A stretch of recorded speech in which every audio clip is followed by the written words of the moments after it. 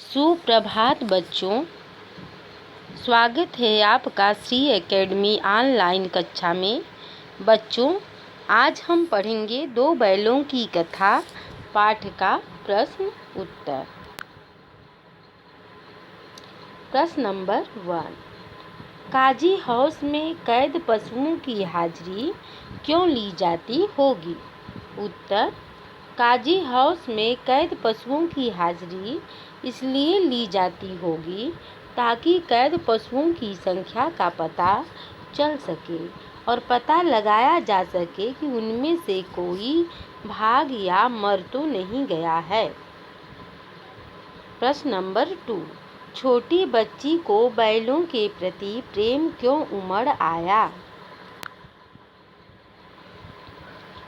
उत्तर, छोटी बच्ची की माँ मर चुकी थी।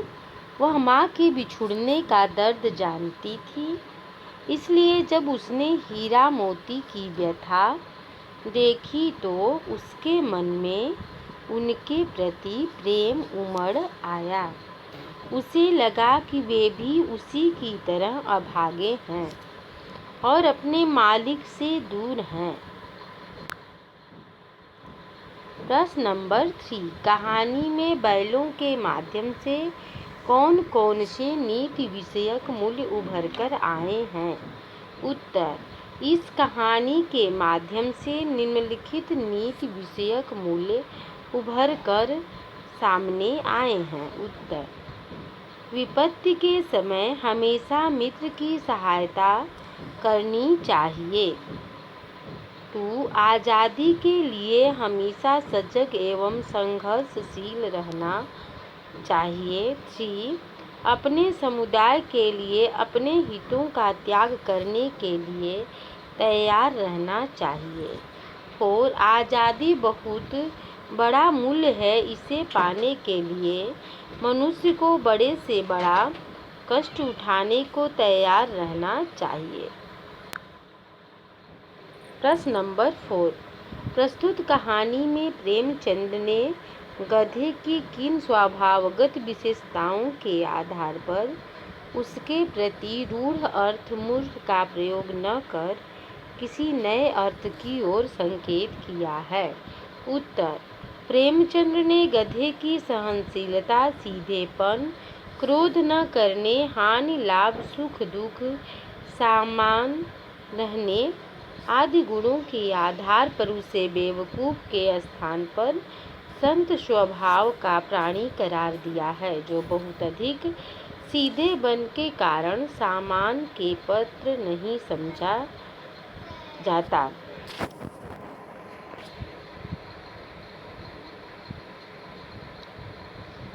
सामान्य व्यक्ति नहीं समझा जाता। इस उत्तर को पुनः देखते हैं। प्रेमचंद ने गधे की सहनशीलता, सीधेपन, क्रोध न करने, हानि लाभ, सुख दुख, सामान में सामान रहने आदि गुणों के आधार पर उसे बेवकूफ के स्थान पर संत स्वभाव का प्राणी करार दिया है, जो बहुत अधिक सीधेपन के कारण सामान्य पात्र नहीं समझा जाता। प्रश्न नंबर 5, किन घटनाओं से पता चलता है कि हीरा और मोती में गहरी दोस्ती थी?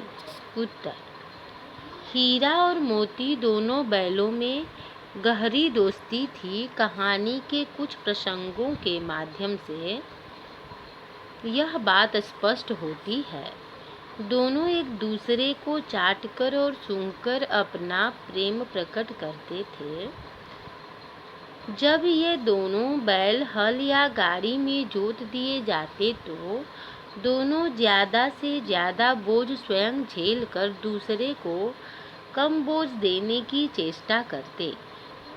नाद में खली भूसा पड़ जाने के बाद दोनों साथ ही नाद में मुंह डालते और साथ ही बैठते थे। एक के मुंह में जब भूसा खली होती तब दूसरा भी मुंह डालकर उस भूसा खली को खाता।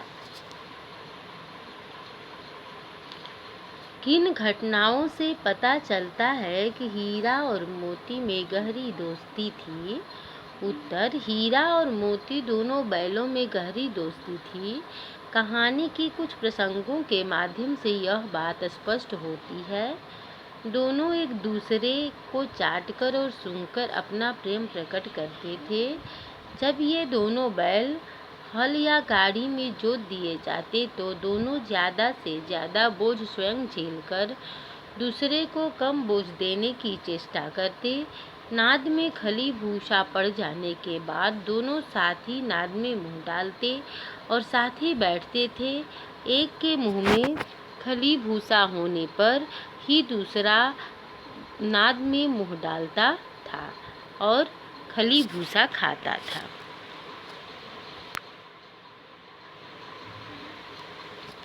प्रश्न नंबर 6, लेकिन औरत जात पर सींग चलाना मना है, यह भूल जाते हो। हीरा के इस कथन के माध्यम से स्त्री के प्रति प्रेमचंद के दृष्टिकोण को स्पष्ट कीजिए। उत्तर, हीरा के इस कथन से यह ज्ञात होता है कि समाज में स्त्रियों के साथ दुर्व्यवहार किया जाता था, उन्हें शारीरिक यातनाएं दी जाती थी। इसलिए समाज में ये नियम बनाए जाते थे कि उन्हें पुरुष समाज शारीरिक दंड न दे। हीरा और मोती भले इंसानों के प्रतीक हैं, इसलिए उनके कथन सभ्य समाज पर लागू होते हैं। असभ्य समाज में स्त्रियों की प्रताड़ना होती रहती थी। इस उत्तर को पुनः देख लेते हैं। हीरा के इस कथन से यह ज्ञात होता है कि समाज में स्त्रियों के साथ दुर्व्यवहार किया जाता था, उन्हें शारीरिक यातनाएं दी जाती थी। इसलिए समाज में ये नियम बनाए जाते थे कि उन्हें पुरुष समाज शारीरिक दंड न दे। हीरा और मोती भले इंसानों के प्रतीक हैं, इसलिए उनके कथन सभ्य समाज पर लागू होते हैं। असभ्य समाज में स्त्रियों की प्रताड़ना होती रहती थी।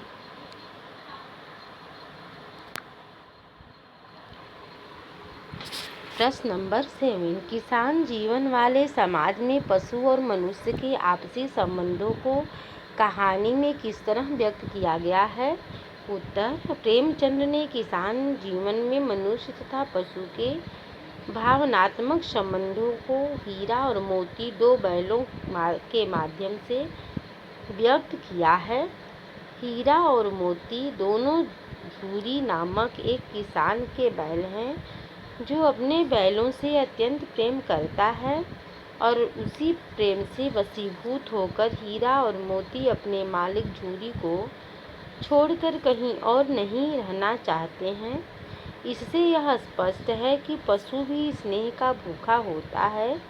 प्रेम पाने से वे भी प्रेम व्यक्त करते हैं और क्रोध तथा अपना अपमान पाकर वे भी असंतोष व्यक्त करते हैं। इस प्रश्न के उत्तर को पुनः देखते हैं। प्रेमचंद ने किसान जीवन में मनुष्य तथा पशु के भावनात्मक संबंधों को हीरा और मोती दो बैलों के माध्यम से व्यक्त किया है। हीरा और मोती दोनों झूरी नामक एक किसान के बैल हैं, जो अपने बैलों से अत्यंत प्रेम करता है और इसी प्रेम से वशीभूत होकर हीरा और मोती अपने मालिक झूरी को छोड़कर कहीं और नहीं रहना चाहते हैं। इससे यह स्पष्ट है कि पशु भी स्नेह का भूखा होता है। प्रेम पाने से वे भी प्रेम व्यक्त करते हैं और क्रोध तथा अपना अपमान पाकर वे भी असंतोष व्यक्त करते हैं। प्रश्न नंबर 8, इतना तो हो ही गया कि 9-10 प्राणियों की जान बच गई, वे सब तो आशीर्वाद देंगे। मोती के इस कथन के आलोक में उसकी विशेषताएं बताइए। उत्तर, मोती के इस कथन से उसकी निम्नलिखित विशेषताएं उभरकर सामने आती हैं। वह आशावादी है, क्योंकि उसे अभी भी यह विश्वास है कि वह इस कैद से मुक्त हो सकता है। वह स्वार्थी नहीं है, स्वयं भागने के बजाय उसने अन्य सभी जानवरों को सबसे पहले भागने का मौका दिया है। प्रश्न नंबर 9, आशय स्पष्ट कीजिए। क अवश्य ही उनमें कोई ऐसी गुप्त शक्ति थी जिससे जीवों में श्रेष्ठता का दावा करने वाला मनुष्य वंचित है। ख उस एक रोटी से उनकी भूख तो क्या शांत होती, पर दोनों के हृदय को मानो भोजन मिल गया। प हीरा और मोती बिना कोई वचन कहे एक दूसरे के मन की बात समझ जाते थे। प्रायः वे एक दूसरे से स्नेह की बातें सोचते थे। यद्यपि मनुष्य स्वयं को सब प्राणियों से श्रेष्ठ मानता है, किंतु उसमें भी ये शक्ति नहीं होती। ख हीरा और मोती गया के घर बंधे हुए थे। गया ने उनके साथ अपमानपूर्ण व्यवहार किया था, इसलिए वे चुप थे। परंतु तभी एक नन्ही लड़की ने आकर उन्हें एक रोटी ला दी। उस रोटी से उनका पेट तो नहीं भर सकता था, परंतु उसे खाकर उनका हृदय जरूर तृप्त हो गया। उन्होंने बालिका के प्रेम का अनुभव कर लिया और प्रसन्न हो उठे। तो ये था इस प्रश्न का आशय। आशा है बच्चों आप सभी लोग समझ गए होंगे। धन्यवाद।